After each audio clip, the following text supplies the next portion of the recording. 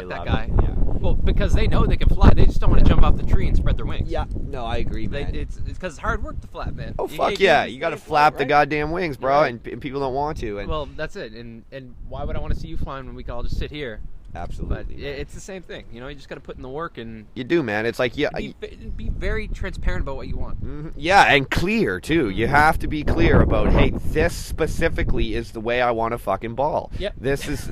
right? This is the way. And this is the way, man. And it's like, the more, like, you let that little... like flower kind of bloom a little bit, and you're like, oh hey, it's like you break down the resistance to that. Oh, you're breaking down the resistance. Breaking it down, man. Yeah. Like, you know, like, oh no, I can't be a DJ. Oh, I could never DJ. Like, oh, that's for those other DJs. But you slowly... Even like, I can't be a painter. I can't write novels. I can't be successful. I can't have a podcast. I can't be financially independent. I can't be a fucking boss. I can't be a damn winner. You got to break that down and be like, you know what? Just like you said, you know what? Oh, maybe I could be a DJ, man, Luke. Maybe I want to be a DJ a little bit, and you let that out a little bit, you know. Yeah. And then that turns into, oh well, hey, you know what? I'm having a host party. Like, it's nothing special, it's nothing major, but it's something. And before you know it, you're edging your way along. Yep. You're creeping your way along. As long as you're moving. You're moving. That is still. success. As long as you're not still, you're not dead. Absolutely, you're man. Moving, even the smallest amount, you're moving. It might be 10 years before you even... You know, I seen this awesome... There's this little comic, and it was this Asian fellow playing the piano, and then it was like 20 years later, and he goes into the basement, the piano's there in the corner, and at night he can't sleep, and he's dreaming about, like, if he had stuck with piano playing, he'd be playing for big ballads of people, you know, like huge concert halls. And so he decides, I forget what the turning point was, but every time, like, he would think of that restless thought of he wishes he played piano, the next day he went, dusted the piano off, set it up all nice, and got his place all zen, and for an hour every day started practicing piano. And then at the end of the comic, it shows him for like a room full of his friends playing his own piano routine. So just because his fame wasn't how he pictured at a concert hall being world famous, doesn't mean you still can't transfer that energy to something that still equals the same amount of good feel. Absolutely, because right? you obviously had not developed enough what it was specifically and exactly that you wanted, that you saw yourself having. He may have only had this thought that, oh hey, I want to play a show in front of some people that enjoy it, and he might have connected that immediately with, oh, I'm doing it at a concert hall. But in reality, all he really was talking about was all you needed for that. You know what I mean? Like, people don't need to you know, we all dream big, and everyone should dream big. Just don't expect it to happen. Like the law of attraction says, let it go. Like, once you hold on to the emotion of how it would feel to play for those millions of people, but just because you're not playing at Madison Square Garden doesn't mean it isn't going to happen somewhere else in the world with just as many people, or just in a different scene, in a different way. Just hold on to the emotion of how it feels to be in that moment. Let that drive your decisions, because once you know it, you're like, okay, this will feel right. Your gut, your intuition will start to take over, and you'll fly. Damn. But don't be disappointed if it's not, like, you know what I mean, if it's not here, or if it's not there, or if it's not there. If that is the place you really want to play, sure, you know, make things happen. Or if you really want to, you know, I'm just applying it to my own experience. But if you have a direct place and point in mind, like, sure, go for that. But it's easier to set, you know, the feeling of, you know, achieving first place and letting it go, and then, you know, the race will come to you. You don't have to go for that certain, you know, oh, I'm going to France to do this race to win that. You know what I mean? The Tour de France, you can, you know, just enter the bike race wherever it is, and just win the gold, man. Absolutely, because it didn't happen for you overnight. Like, you weren't just all of a sudden popped out and okay, yeah, now you're DJ Freck. Like, you know, you had to break down that resistance. You had to, people obviously told, and you can talk about that a bit if you want. You obviously had people telling you couldn't do it. Oh man, yeah. Oh fuck, when it started, I actually moved from film, which people couldn't tell me I did, and within 6 months, I was on more television shows than most people had full careers in Halifax. Right. Because I had the drive and the passion to do it. But then that started to decline for me when I started making it a necessity out of fear, like, oh, I got to keep my momentum going. And that's when it started to crash for me. Yeah, it was really interesting how it worked, and I kind of like viewed the whole mental process behind the rise and fall of that Wow. The film industry just kind of fell in Halifax as it is altogether, but I hit the wave, made the right moves based on gut. Gut, did really well, and then just kind of declined out, but that moved me into my next career path, which was music production and playing live shows and things like that. Damn. But yeah, again, when I started film, I'll give you an example of film, actually, because that's a really good success story. I had injured my back skiing, and I was at home for a week, and I was watching Transformers with my mother, and I told her, like, I was watching Shia LaBeouf, and he was killing it, and I was like, man, I'd really like to be on, like, a film set one day, like, that looks dope. And my mom was like, what? Really? Because I was in carpentry school at the time. Like, I was in my second year of carpentry, my dad's a carpenter. There's no really arts that go through my family. It's a lot of trade work. So, put that out there. My mother was like, what? You want to be in film? I was like, yeah, it'd be cool to do that, you know what I mean? And she was like, weird. Anyways, the next day, she had told a friend at work what I had told her that night. Right. And it so happened that her friend at work, her son, did background work on television and film, and she had an email that I could send an application off to get on set doing background work. Whoa. I was like, no way. So the next day I sent it off, and a week later I was on my first film set, background for Amelia Earhart, I think it was, that filmed in Halifax. It was really cool. I was like 10 feet away from Hilary Swank, so I was like, man, this is kind of mind-blowing. Like, 1 week later, so I kept doing background for, the entire summer, and then I asked, how do I get in front of the camera? And I asked a friend who I'd met on set.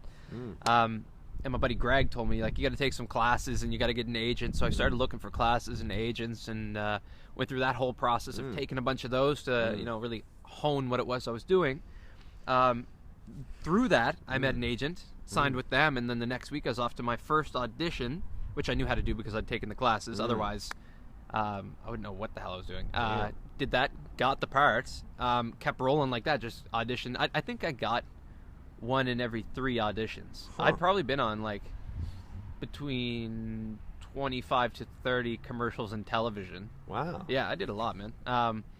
And I think the rate was, like, to be, like, a successful actor is 1 in 10. I was getting 1 in 3. Whoa, so I was man. like, I was on fire, man. Damn. Yeah, but it was just the momentum, the drive. Every time I went out for an audition, it was something I knew. I was like, yeah, I got this. Like, this audition's coming at me because it was meant for me. That's fucking... Like, I didn't even think of the competition. Yeah. Once I got in the audition room, man, it was nerve-wracking. I'm telling you, looking at the other person, it was like, a different story. But the second the audition came in, I read it, and I was like, yeah, this part's me. And I was like, I just knew, it's like this gut feeling. It was like, yeah, there was no hesitation, and it wasn't like, I need this part because blah, blah, blah. It was just like, oh, this seems fun. Like, I'm totally going to do this. And then I got the part and then did it, and then that made me feel better going into the next audition. I had more swag. Damn. And once your swag's on 10, man, you just keep rolling because you're like, yeah, but once things start to slow down, like the industry, once you're on a certain television show in Halifax as an actor, unless they bring you back for that specific role, you can't be back on the show.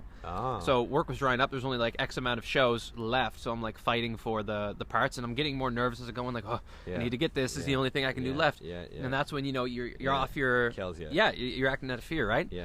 So anyways, film dried up for me to Halifax, and that's when I switched to music. But the same thing, people were like, what are you doing? Like, you're switching from film to music? But right when I got into film, same thing everyone told me, you can't do that. No one does that. Oh, God. There's no, you can't make money. I doubled my investment in film, like, money-wise. I made a killing. I made about, like, in 14 days of work what people make in a year. Not to brag about money, but I made, just on a gut whim of something I wanted to do that I didn't expect to make a penny from. I made a killing. And that's the power of that, man. That's the power of going with your intuition and your gut, man. Is it pays off, dude, because it's coming from that place of you went into yourself and was like, wait. I got no background. My family's not into this, and people are going to be haters. And you went, you know what? Let me allow this little flower a little bit some sunlight, and let me see, and look how it just cranked the fuck off. That's exactly. I let it bloom. Whatever that emotion was that said I should be doing this, I let it bloom. You nailed it with that the analogy. It just said I didn't hinder. I didn't block it out and say no, I'm thinking crazy. Like, that's not me. I said, this might be for me. And trust me, I've seen some guys come through and with the same mentality. They just didn't. They weren't. They were thinking about it in the wrong way of becoming famous. I want people to see me. That's acting out of a way of fear, and it didn't work out. And like I said, don't get me wrong. I got in that kind of wrong mentality when I started to get momentum. That's when your head swells up a bit and things start to fail for you. So I have done the rise and fall, and now I'm at like a steady, great ground to be at. But I have seen it where, you know, people come in like, oh, I'm going to do this because I want people to look at me. I want to be famous. They're coming out of the empty cup, not to share like, oh, I love this. So, you know, this is going to be kick-ass just to do. It was like, no, I need people to see who I am. And it was coming from a place of like...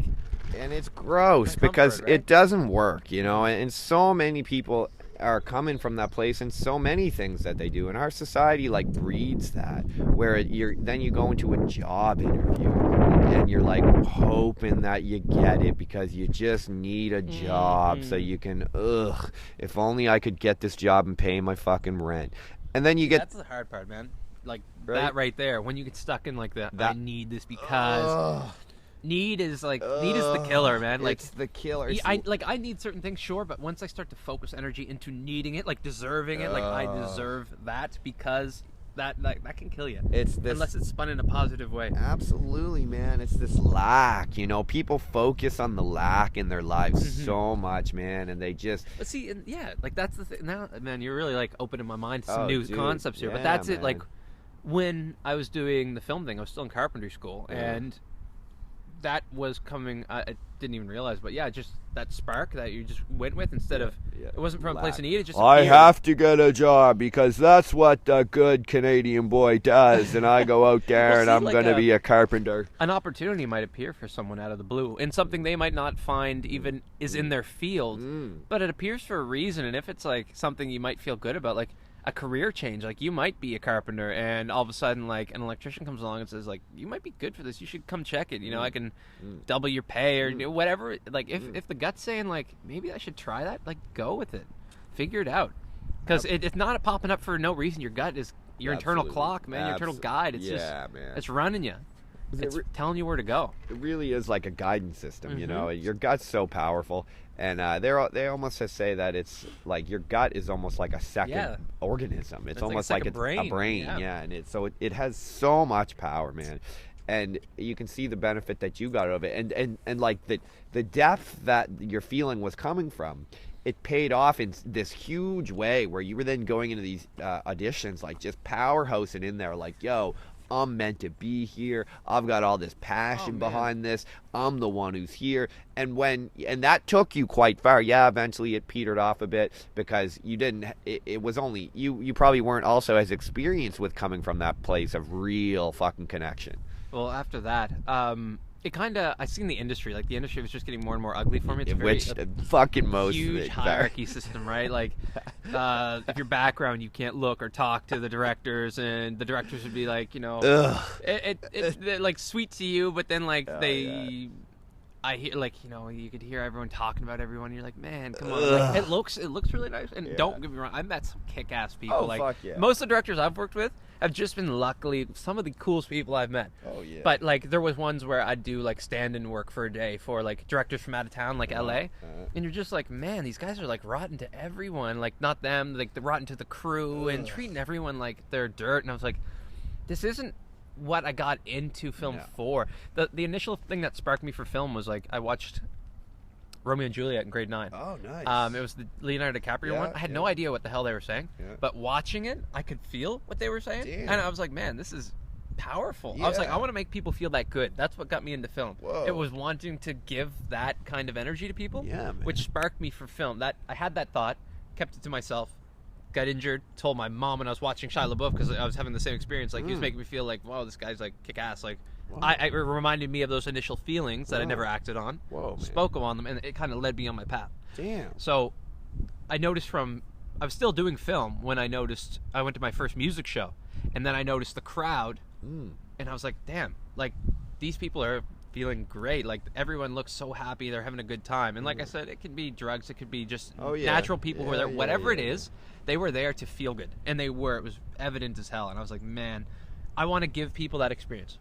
That was the experience I wanted to give them in the film that wasn't translating, because I was getting a lot of, like, fun roles, don't get me wrong. Like, it was like, you know, kid doing this, murder scenes and things like that. It was fun, but I wasn't able to transpire or, you know, properly articulate what I wanted to allow people to feel. Oh, yeah, right. Joy and excitement. Right.